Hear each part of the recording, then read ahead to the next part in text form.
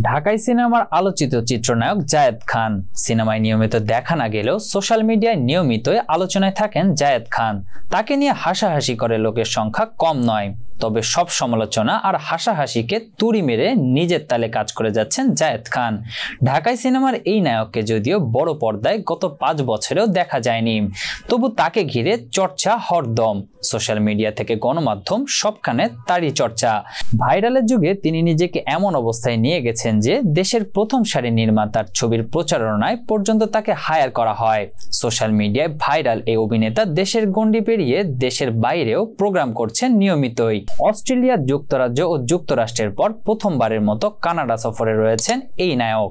দেশটির ক্যালগারিতে রোববার পারফর্ম করার সময় এক নারী ভক্ত জায়েদ খানের ছবি সংবলিত টি-শার্ট পরে দৌড়ে স্টেজে ওঠেন, যা দেখে রীতিমতো বিস্মিত হয়েছেন নায়ক। তিনি জানান, মঞ্চে পারফর্মের মধ্যেই তিনি দেখতে পান কানাডা প্রবাসী এক নারী তার ছবি ছাপানো টি-শার্ট পরে দৌড়ে স্টেজে আসছেন।